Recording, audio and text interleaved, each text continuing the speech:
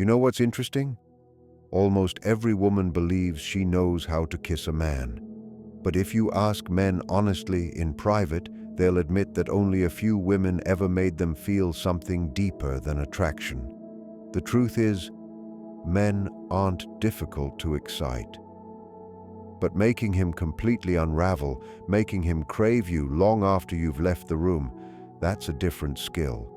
And that skill begins with understanding 3 hidden places on his body that are wired not only for pleasure, but for emotional surrender. Before you roll your eyes and think, "I already know where those are," let me stop you. You don't, because they're not where you expect. And when you master them, he will never forget the way you made him feel, no matter how many women come after you. This is where most women misunderstand attraction. They confuse being sexy with being intentional. They think kissing is about passion and spontaneity. It's not. It's about rhythm, timing, and connection. The right kiss in the right place with the right presence can make a man's entire body weaken.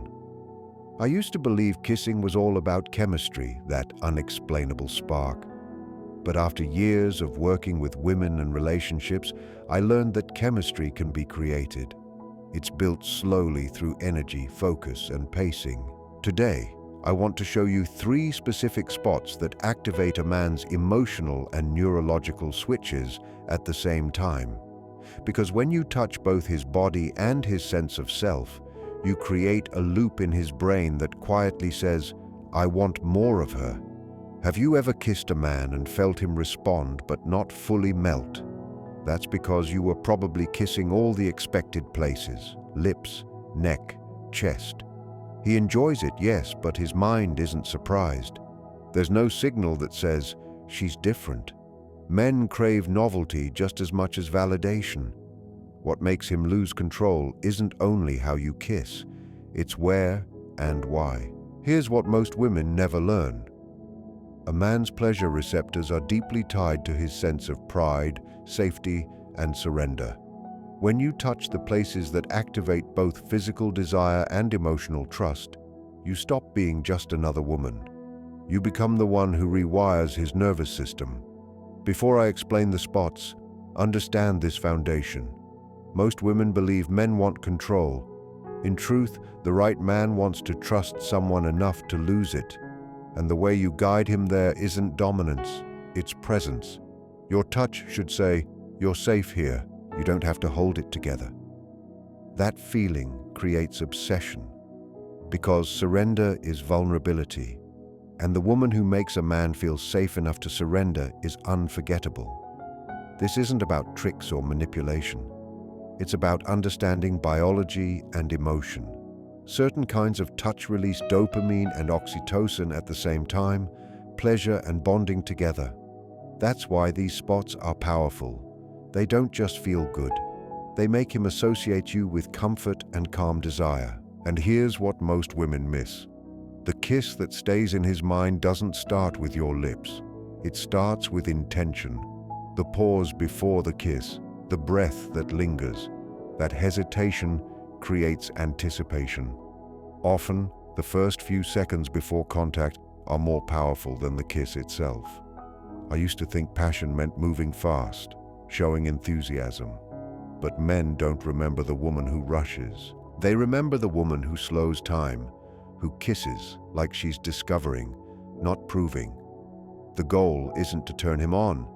The goal is to turn him inward. You want him to stop thinking and start feeling until his body can't tell the difference between desire and emotional closeness. The first spot is behind his ear.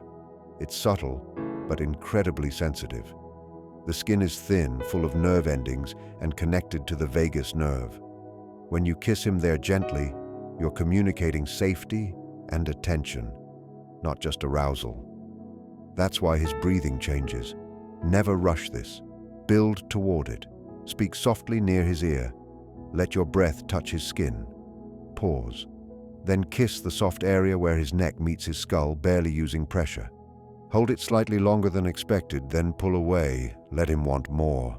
The second spot is the inside of his wrist. It's rarely touched, which makes it powerful. Turn his hand upward.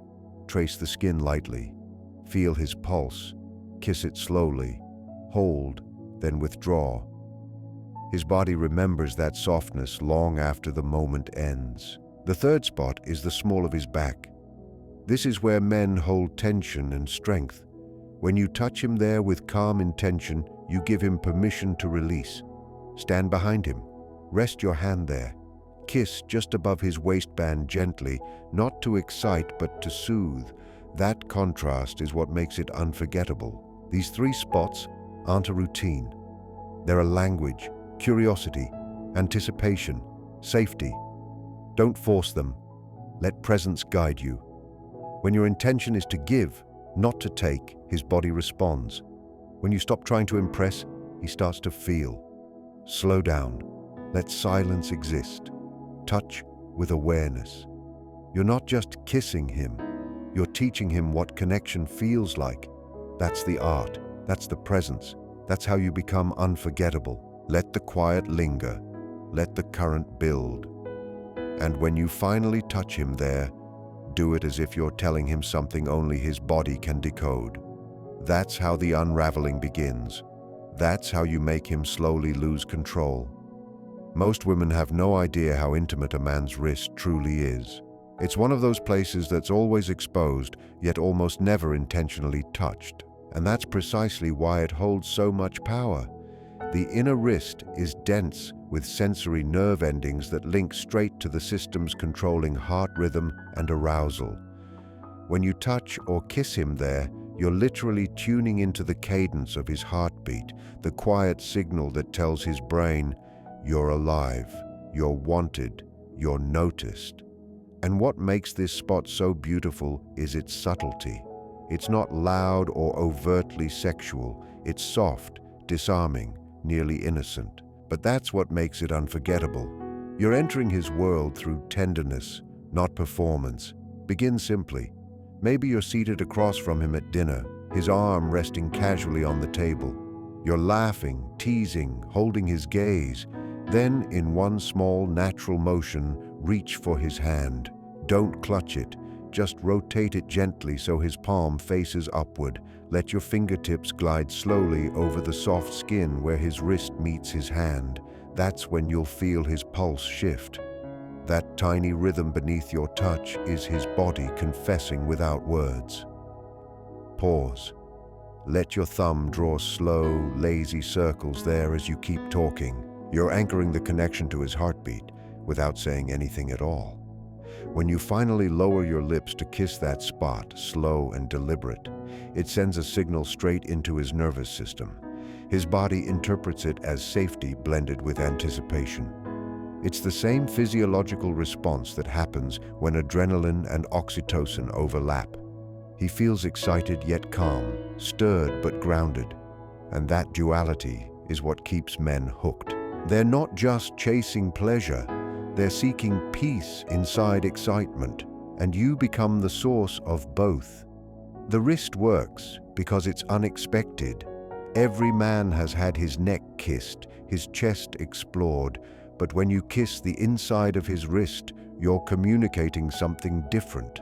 I'm paying attention. That's what slips past his emotional armor. You're not treating him like a role to play. You're exploring him like a landscape. And no one forgets the person who studies them that way. The method is simple, but it requires patience. Don't rush, drift. Hover your lips just above the inside of his wrist until your breath warms his skin. Watch how he responds.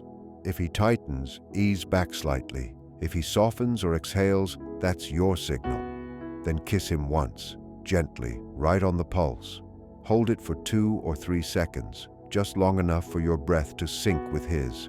When you pull away, do it with purpose, like you're taking something he didn't realize he offered. That small withdrawal of warmth makes his mind crave your touch again. That's how the loop starts. Hussey often says attraction lives in contrast, the dance between closeness and distance. The wrist kiss captures that perfectly. It's the most delicate push and pull you can create using nothing but stillness and timing. After that, don't hurry to fill the quiet. Let it hang. Maybe smile like you know something he doesn't. because you do. You've just activated a part of his sensory memory that will replay later when he's alone, wondering why he suddenly misses your touch. That isn't manipulation, it's imprinting. His body will remember that softness long after his mind forgets the specifics. What gives the wrist kiss its potency is also symbolic.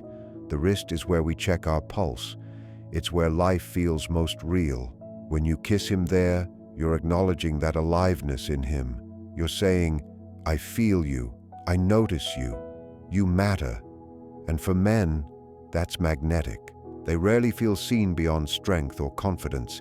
This kind of gentle attention cuts straight through the armor.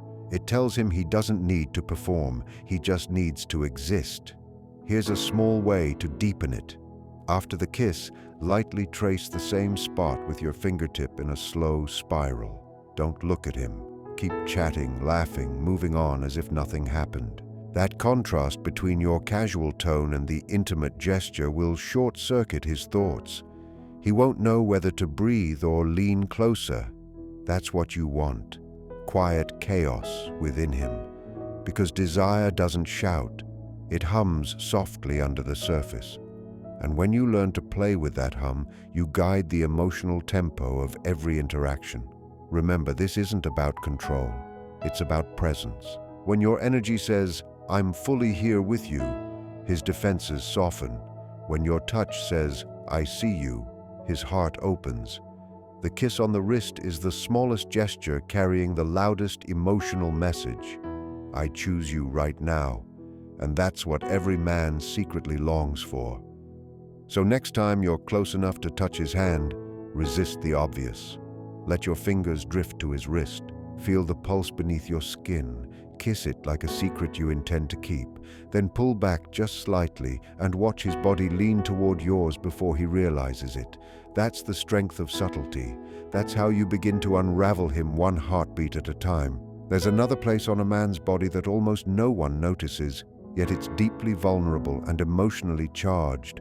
The small of his back, right where the spine curves into the waist. It holds quiet tension, control, strength, and pressure. All the things men are taught to carry daily. When you touch or kiss him there, you're not just creating pleasure. You're giving him permission to release what he's been holding. It's not only physical, it's psychological. That's why this place is so powerful. The lower back sits between protection and surrender. Biologically, it stores stress. Emotionally, it hides softness. When your hand or lips land there, logic fades and you speak directly to the part of him that craves rest, trust, and belonging. Most women glide past it, maybe brushing it in a hug, never realizing the impact of intentional touch. But when you linger there with purpose, everything shifts. Imagine standing behind him, maybe in the kitchen, maybe while he's doing something ordinary like reaching for a shelf. You step close so your bodies align. Place your hand gently on that curve of his back, not pressing, just resting. It's the weight of connection, not dominance. In that moment, he feels your presence as grounding. His body registers that you're behind him not to challenge his strength, but to support it. Let your fingers move slowly, tracing small circles along that soft ridge of muscle. You'll feel him exhale without thinking. That's his nervous system letting go. If you want to deepen it, lean in and let your lips barely touch the space just above his waistband at the center of his spine. Don't kiss to arouse, kiss to soothe. The paradox is what makes it electric. His mind can't label the sensation. It's not fully sexual, not purely calming. So every circuit lights up trying to understand it. That confusion creates longing. His body wants more because it can't define what just happened. The small of the back is also symbolically unguarded. When you kiss him there, you're saying without words, you don't need to protect yourself with me. That message lands deeper than any seductive phrase. It isn't about control, it's about safety. And when a man feels safe enough to surrender, that's when he truly unravels. Timing matters. Never begin here, it's too intimate. Use it after tension and trust are already built, when his body is open and his breath slow. The lower back kiss is a reward, a quiet punctuation at the end of connection. It says, "You're home." Rest your hand there for a few seconds. Let your fingers spread. Trace the line of his spine downward, then stop just above his waistband. Pause. Let him feel the warmth of your breath before your lips touch his skin. That pause creates the pull. One slow kiss. Hold. Withdraw. Wait. Let the silence speak. When you pull back, keep your hand there. Don't move. Just breathe together. You're syncing nervous systems, two bodies communicating without language. That's intimacy at its most primal. When you finally step away, maybe smile over your shoulder. You leave him suspended in the afterglow of arousal and safety. Most women underestimate how deeply men crave that. The world demands strength, never softness. But privately, what they want most is a place where they don't have to perform. Your kiss on his lower back becomes that permission. It says, "You can rest here." Once he feels that with you, he'll seek it again and again, because it's rarer than passion. It's peace, and peace is the deepest desire. Hussey says, attraction isn't about proving worth, it's about showing presence. The lower back kiss is pure presence. It's saying, "I see the man beneath the armor." And that's what makes you unforgettable. Next time you're close enough, after laughter or a quiet pause, let your hand find that place. Don't make it a move. Make it a message. Touch him there as if you're speaking directly to his body. Let your energy say, "You're allowed to relax now." Kiss him there like you're closing a promise, not staking a claim. Then pull back just before he thinks you will. That's how you make him chase the memory instead of only the moment. That's how you create a kind of desire that doesn't disappear when the lights go off. It actually grows in the quiet that follows. Because the true craft of connection isn't about how intense things become. It's about how safe that intensity feels. And that's the secret no one really explains. The lower back is where a man stops managing himself and starts being honest. The truth about these three spots isn't about memorizing steps. It's about blending them into moments so smoothly they feel natural. When you grasp how to link them, you stop acting like someone performing affection and start moving like someone who lives it. The intention isn't to flood him with intensity, but to guide him into a rhythm where his body, his breath, and his emotions fall into sync with yours. Each place carries its own emotional note. The space behind his ear stirs curiosity and release. It's the hush before everything shifts. The inside of his wrist creates expectancy. It's the pulse that says, "I'm here, I feel you." And the small of his back brings closure. It's the place that tells him he can loosen his grip. When you blend them in the right flow, you tell a sensory story that opens with intrigue, rises with closeness, and settles into trust. That's what makes a man not only drawn to you, but emotionally rooted with you. But this is where many women lose the spark. They push too hard. They analyze the sequence, the timing, the reaction. They start wondering, did he enjoy that? Should I move now? The second you retreat into your thoughts, you step out of the connection. Men sense that immediately.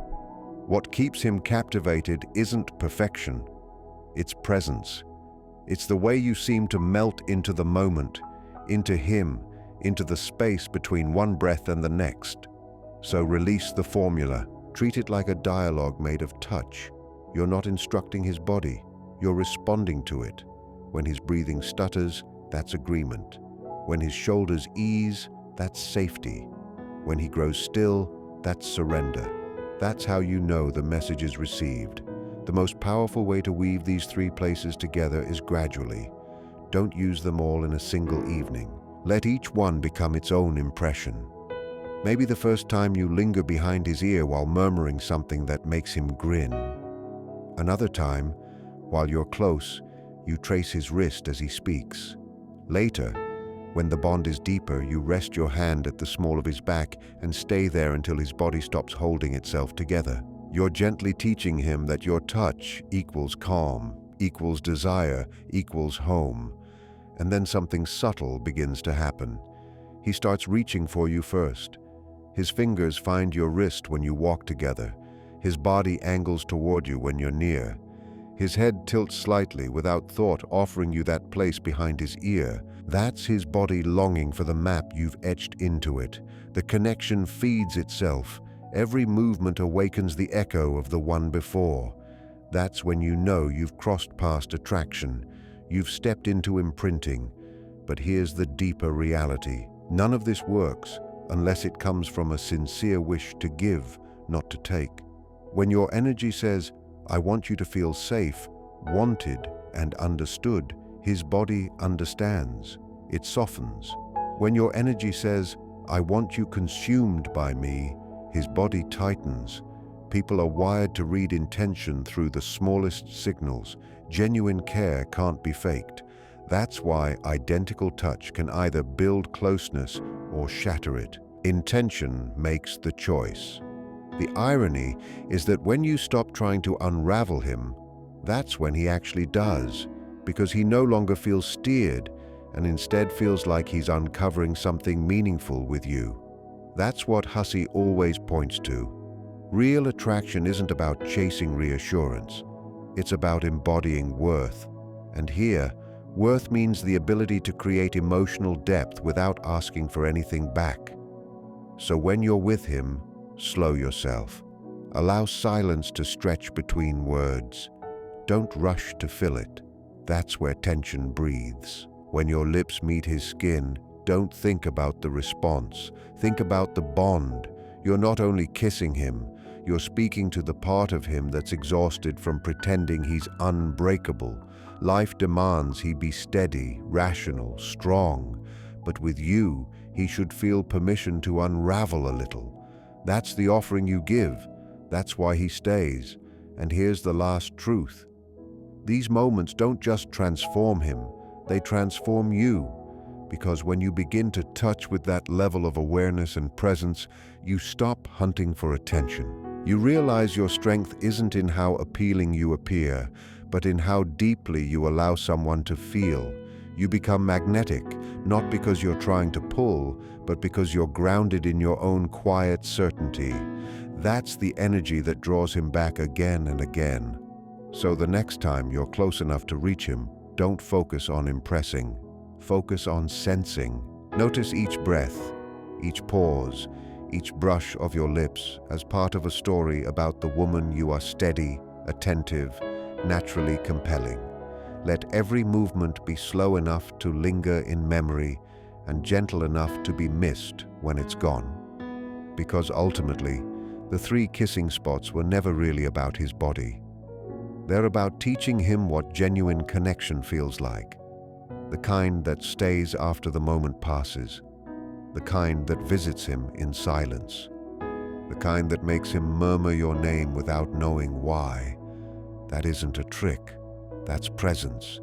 That's the art of making him lose his mind.